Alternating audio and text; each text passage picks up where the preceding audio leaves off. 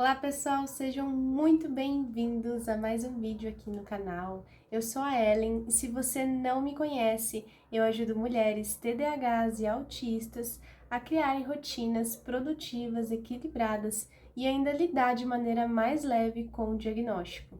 Se você ainda não me segue no Instagram, o meu perfil é o @sinapsecriativa, eu vou deixar aqui na tela, e por lá eu consigo compartilhar muito mais de perto a minha rotina, os meus processos de organização e como é lidar com o diagnóstico duplo de autismo e de TDAH.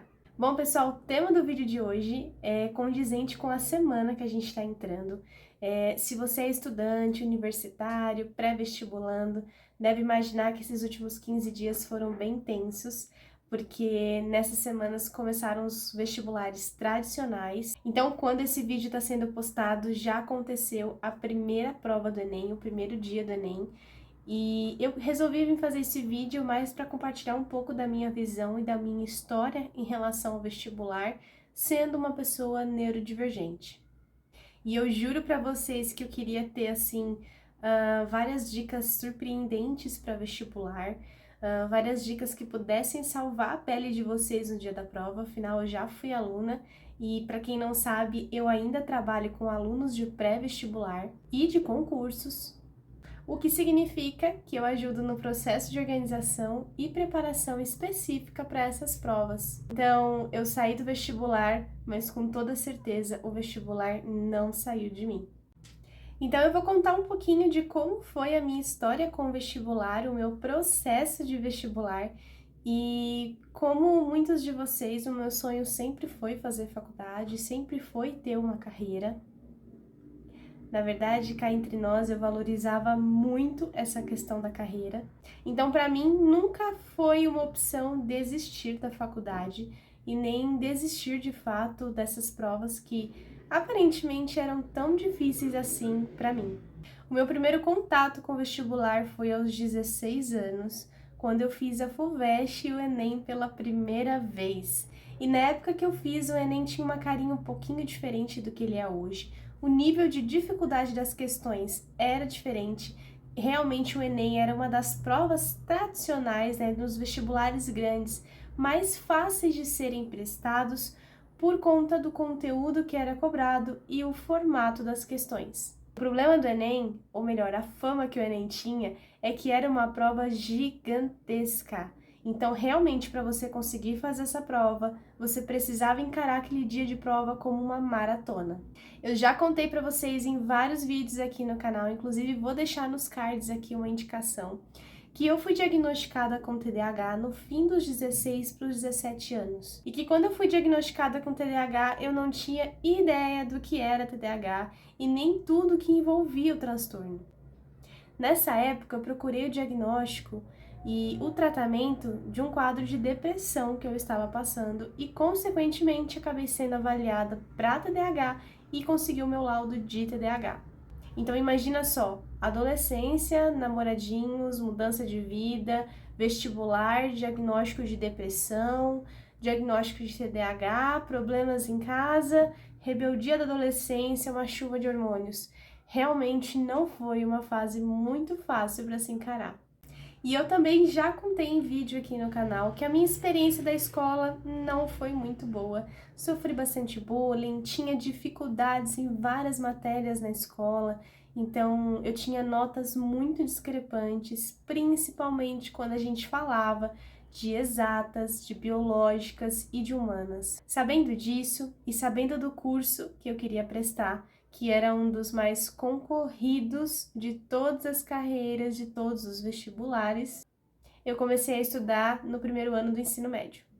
E aí, quando eu falo estudar, gente, eu não tinha a real noção de como era uma prova de vestibular, eu nunca tinha prestado antes, e as pessoas que estavam ao meu redor só sabiam minar as minhas esperanças e os meus sonhos, falando que era super difícil, ainda mais com o meu perfil de aluna.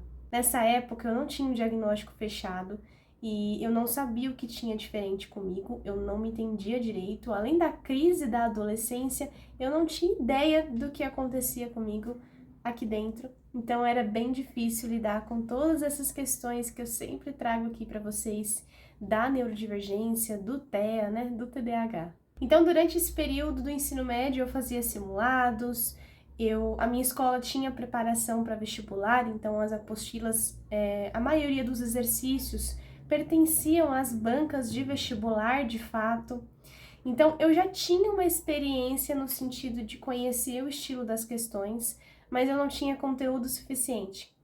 E como eu terminei o jardim, acho que um ano antes, eu estava no terceiro ano com 16 anos. E apesar de todas as dificuldades, eu estava tentando conciliar um cursinho para vestibular, um dos mais tradicionais aqui de São Paulo, com a escola.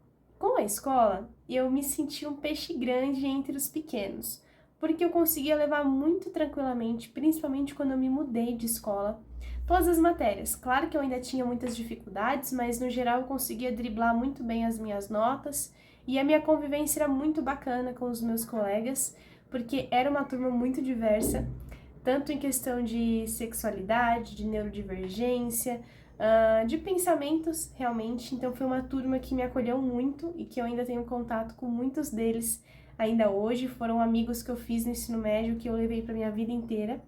Então isso foi bom porque tirou um pouco daquela imagem de escola que eu tinha, né? De só sofrer bullying, de só sofrimento, de só coisa chata. Mas durante o terceiro ano eu entrei numa rotina que eu achei que eu daria conta. E eu não sei bem o que aconteceu aí no meio desse caminho, que eu vivi um dos piores momentos que eu tive na minha vida. Sim, esse vídeo não é motivacional, é para te mostrar o que você não deve fazer e o que você não deve se permitir sentir durante essa época que você está prestando o vestibular. Por muitos anos eu não quis nem tocar no assunto e eu me afastei completamente do mundo dos vestibulares, porque só me trazia realmente muita mágoa, muita tristeza e aquele sentimento que eu era tão diferente das outras pessoas que eu não iria alcançar aquela nota que eu precisava. Então, chegou o fim do terceiro, eu fiz cursinho em escola e o meu choque de chegar no cursinho e encontrar pessoas que gabaritavam os simulados, que estudavam 12, 13, 14 horas e eu não conseguia acompanhar esse ritmo, foi muito chocante para mim. Porque eu saí de uma sala no qual eu era quase que uma das melhores alunas, para chegar num cursinho no qual as pessoas pontuavam 89 questões de 90 e ainda ficavam tristes com essa nota, onde a concorrência era muito brutal.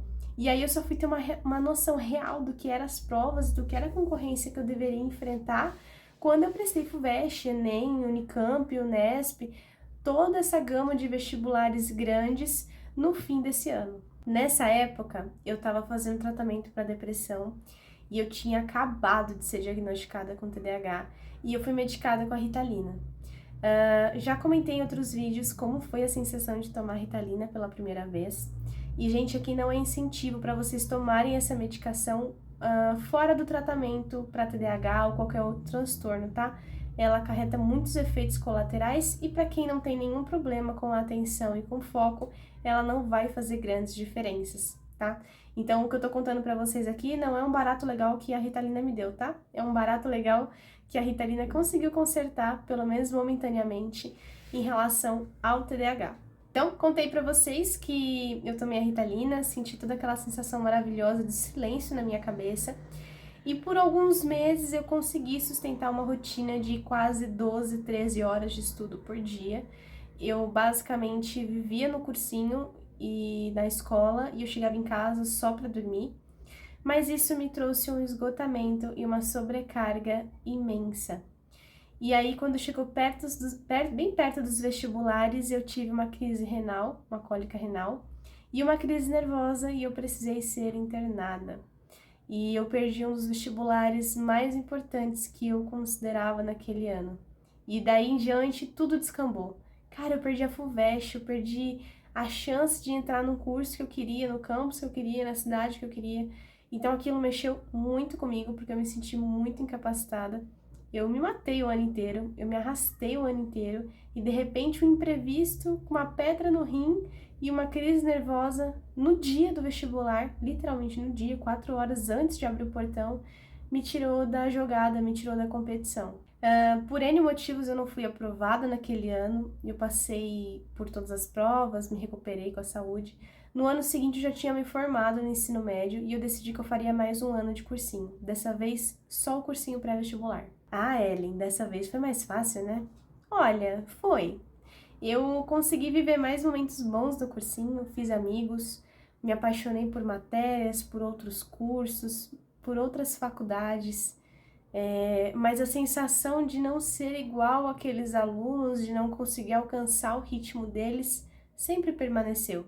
E mesmo com o laudo de TDAH e com o diagnóstico, eu já comentei com vocês também, tanto lá no meu Instagram quanto aqui, que eu engavetei, literalmente guardei o meu laudo do TDAH por muitos anos, até a minha vida adulta. Eu basicamente fui tirar da gaveta o laudo de TDAH quando eu estava no meio da faculdade. Isso significa que eu não sabia das minhas condições em relação ao TDAH, não sabia dos meus direitos em relação ao vestibular e eu tive que passar pela seleção, pela prova e por toda essa experiência como se fosse uma pessoa neurotípica, porém com todas as dificuldades e comorbidades de um TDAH não tratado e diagnosticado tardiamente.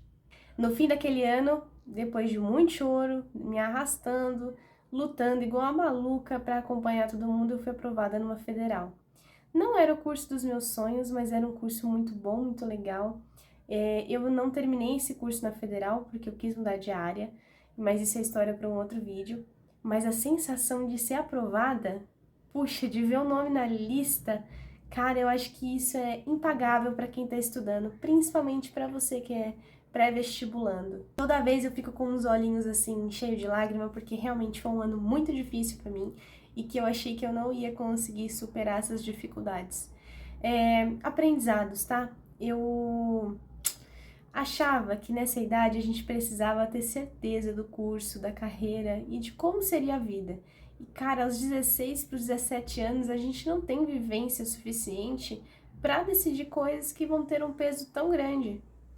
E nessa idade, eu achava mesmo que se a gente tomava uma decisão, a gente só poderia gostar de uma única área, de uma única carreira, e a gente tinha que perseguir aquilo o resto da vida. O que me trouxe muita frustração, muita indignação e um sentimento de que eu tinha feito uma escolha que eu não havia pensado direito, mas que eu deveria sustentar. Essa crise, esse pensamento me causou grandes problemas durante a graduação, porque eu não me permitia não gostar das coisas, eu não me permitia desistir do curso que eu tinha escolhido, eu não me permitia não dar certo na carreira que eu havia escolhido. E tudo bem mudar, tudo bem não ter certeza, tudo bem não saber o que você quer aos 16 para os 17 anos. Você não precisa sair do ensino médio com tudo programado. Você não precisa sair do ensino médio com um plano traçado de vida. A gente vai aprendendo, vai descobrindo o que gosta. E Ellen, como você escolheu a sua carreira? Olha, eu fui mais por gosto, não fui muito por dinheiro, porque na época, bom, eu ainda não sabia do TDAH direito, não sabia do autismo, então eu não sabia que eu tinha preferências tão restritas e que talvez eu não fosse feliz em outras áreas, mas eu escolhi porque eu realmente amava a ciência, eu gostava da área da saúde, mas se eu fosse talvez prestar vestibular hoje em dia, eu não sei se eu escolheria a mesma carreira e eu me trataria com muito mais compaixão do que aquela Ellen adolescente completamente perdida e assustada chegando nas provas, cheia de dificuldades. Então, se você está me assistindo, prestou Enem, vai prestar outras faculdades, prestou o Nesp hoje, que é quando esse vídeo está sendo gravado, calma. Eu sei que família cobra, eu sei que muitas vezes são os recursos financeiros que nos empatam de prestar provas, de fazer cursos que a gente quer, mas calma, tudo tem seu tempo, eu acho que a gente realmente não precisa saber tudo nessa idade, tem que confiar no processo, não esperar resultados milagrosos se você não está trabalhando como deveria durante o ano, se permitir se divertir mais, se permitir ter tempo, se permitir ter tempo de lazer, né? Porque no ano que eu não fui aprovada, eu só estudava e entrei numa baita de uma crise. E no ano que eu fui aprovada, mesmo com todas as dificuldades, eu havia conciliado um pouco melhor o meu tempo e eu tinha diminuído, né? Posso falar assim, diminuído a minha carga horária de estudo naquele ano. Então, os resultados foram muito mais positivos, porque eu aprendi a dosar várias esferas da vida. E isso se aplica quando você estiver na graduação e na vida adulta, quando está trabalhando também. A gente precisa dessas pausas, desses momentos e de um equilíbrio para tudo, tanto na esfera pessoal, quanto na esfera acadêmica, quanto na esfera profissional. Bom, mas eu fui aprovada na faculdade, fiquei com algumas cicatrizes desse processo de vestibular, então eu não podia ouvir falar de vestibular de prova, que eu sentia um gelo na barriga, um gelo no estômago. Eu não queria falar nada, não queria entrar em contato. Quando as pessoas me perguntavam sobre faculdade, eu literalmente passava mal. E aí os anos passaram, eu comecei a graduação, deu tudo certo, ótimo, e eu precisei trabalhar e coisas do destino ou não, eu fui trabalhar dentro de um cursinho pré-vestibular e eu voltei a me apaixonar por esse mundo de pré-vestibulares e concursos. Entendam, eu acho super injusto como as provas são aplicadas e eu nunca gostei de medir esforço e nem desempenho e nem capacidade de um aluno por nota. Mas já que o sistema funciona assim, a gente tem que aprender a lidar da melhor maneira. Eu, como uma pessoa neurodivergente, encaro o processo de vestibular como muito desumano e muito desigual. Você ficar 4 ou 5 horas numa prova, numa sala fechada, numa cadeira desconfortável, com um monte de pessoas e um fiscal muitas vezes inconveniente fazendo barulho. Então, para mim, como neurodivergente hoje, assumida que sou, com laudo e um pouco mais velha também, eu sei o quanto eu tentei dar o melhor de mim naquele momento.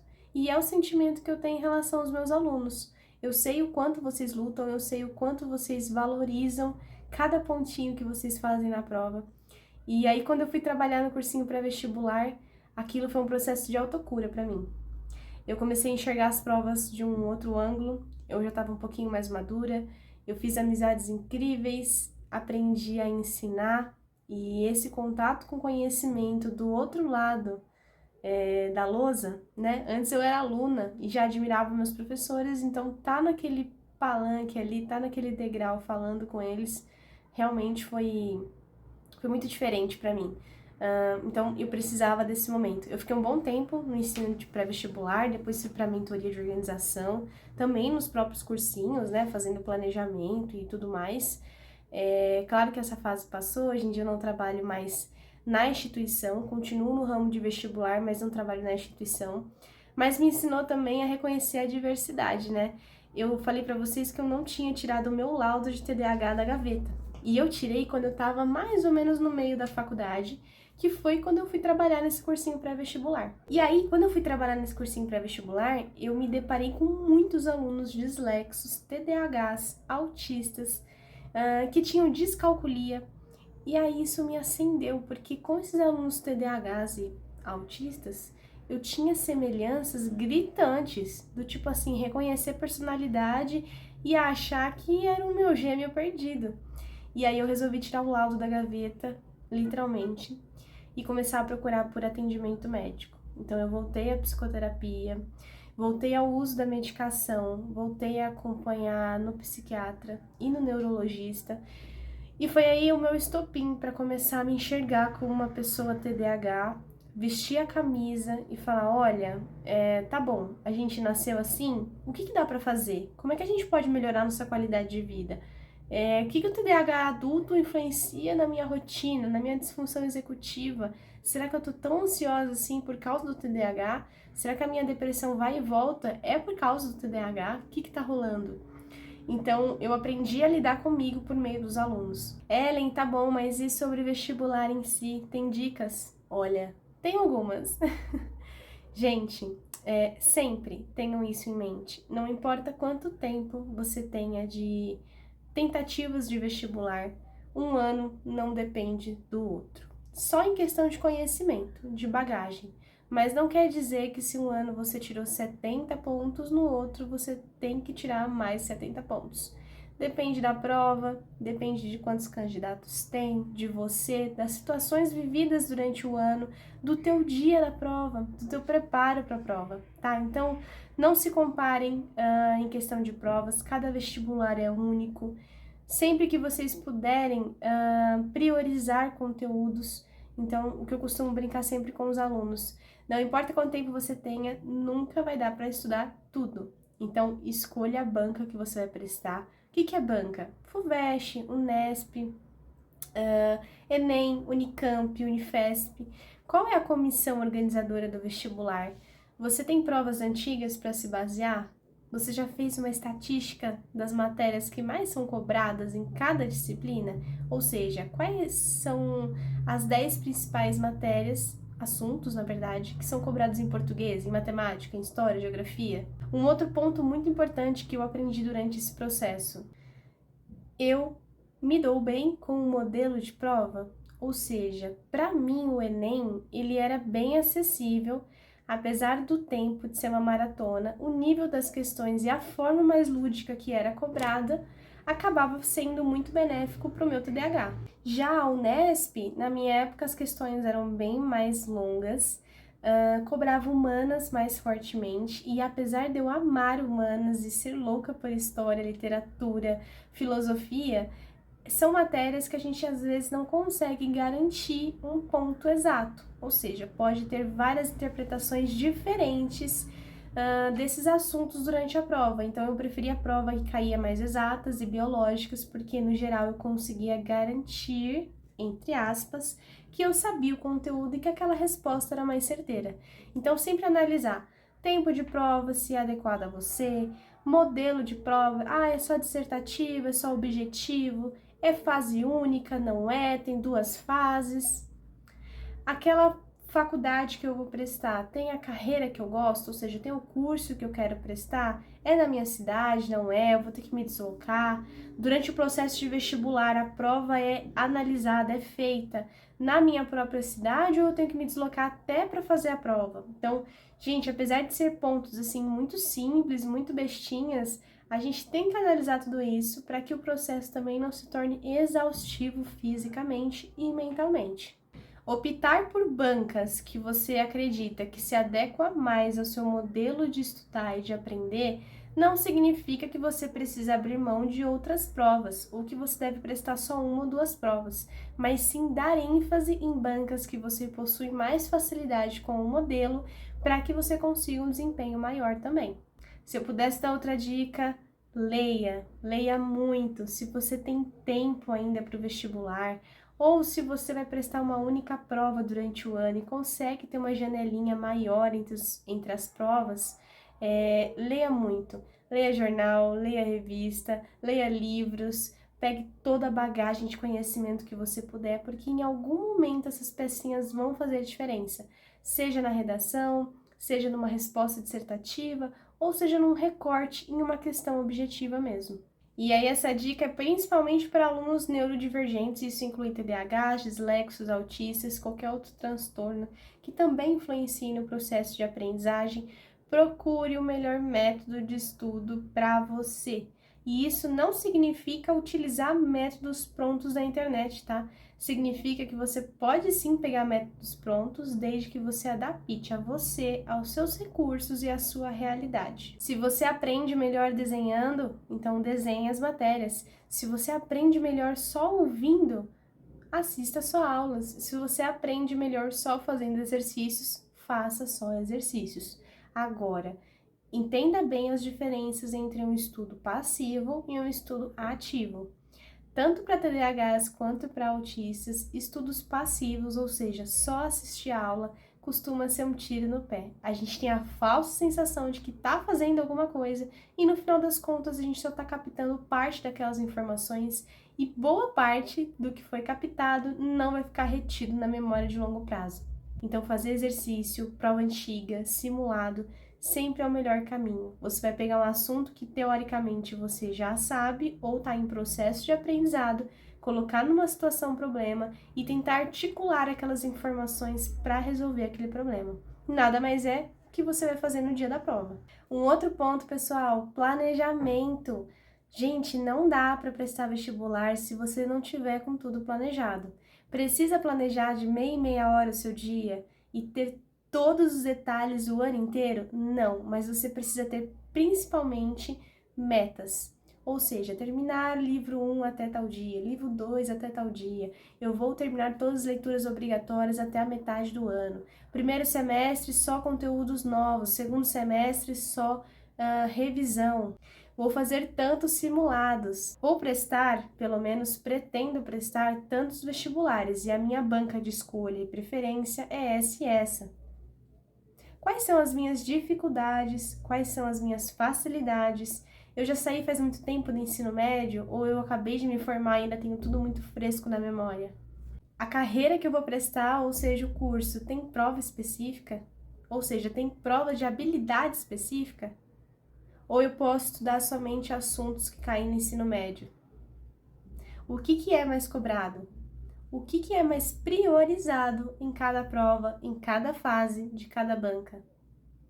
Eu sei que parece um monte de informações, mas eu garanto para você que se você reunir todas elas quando você estiver começando a estudar, isso vai diminuir muito o teu trabalho e muito a tua ansiedade também em relação ao aprendizado desse mar de conteúdo que é o pré-vestibular. Além disso, não existe método perfeito, fórmula mágica, realmente a gente tem que estudar. Agora, como fazer isso é que pode ser completamente adaptado. E aí, não cometa os erros que eu cometi, de achar que a gente tem que caminhar como os outros alunos, que a gente tem que pontuar como os outros alunos. É óbvio que saber a nota, ter uma noção de corte, saber o quanto você precisa pontuar para passar na prova não é comparação, é estratégia. Você realmente precisa ter uma noção para saber o quanto você deve estudar e pontuar naquela avaliação. Mas comparar jornadas, comparar a tua realidade com a do amigo, quanto vocês estudam, quanto vocês pontuam no simulado, não agrega em nada. E se para você é mais proveitoso estudar 4 horas por dia e o teu amigo estudar 10, cada um funciona de um jeito, cada um aprende de um jeito. Um dos meus maiores erros durante a minha jornada de vestibular era comparar a minha jornada com os demais alunos da sala. Eu mesmo sem aguentar, sem suportar ficar mais no cursinho, eu ficava 10, 11 horas. E muitas vezes dessas 10, 11 horas, eu só estudava realmente 6. Porque eu não tinha forças e nem condições biológicas e fisiológicas para me concentrar tanto tempo. Pior, eu estudava da maneira que eles estudavam. Assistia horas de aula teórica, fazia resumos escritos enormes, só depois eu fazia exercício. Sabe o que acontecia? Na maioria das vezes eu parava nas aulas, o resumo ficava atrasado e eu nunca chegava no exercício de fato. No final do ano, quando eu não fui aprovada no primeiro ano, eu me questionava em relação à capacidade. Eu falava assim, cara, não é possível, eu fiz tudo isso, estudei muito, eu não conseguia ter uma visão crítica de como foi os meus dias, do que eu estava fazendo. Na verdade, eu gastei muito do meu tempo com técnicas e matérias que para mim não serviam. Se eu tivesse plena consciência do meu TDAH e do TEA na época, jamais eu teria me permitido passar por uma rotina dessa e ainda ter chegado no final do ano em frangalhos, em pedacinhos. Então, pessoal, eu fiz esse vídeo para conscientizar vocês, principalmente para pré-vestibulantes que são neurodivergentes. Respeitem os seus limites, respeitem as suas vocações, respeitem o gosto de vocês e tenham compaixão pelo processo. Eu torço muito para que vocês sejam aprovados e que no final do ano vocês estejam cheios de tinta com o seu nome na lista. Mas se isso não acontecer, não tem a ver com capacidade. Às vezes você só precisa adaptar um ponto da tua rotina para que dê certo, para que comece a rodar bem, que funcione e que você se sinta mais pertencente a esse processo, certo? Estamos combinados? Pessoal, foi um enorme prazer e deixa aqui nos comentários se você está prestando vestibular, qual é a sua idade, qual é o curso que você vai prestar. Não esquece de deixar um like se você for aprovado ou se quiser conversar sobre a sua nota. O meu perfil no Instagram é o @sinapsecriativa e por lá eu compartilho muito da minha rotina, dos meus processos de organização e como é lidar com o meu diagnóstico duplo de TDAH e de TEA. Eu espero muito que vocês tenham gostado e a gente se vê no próximo vídeo.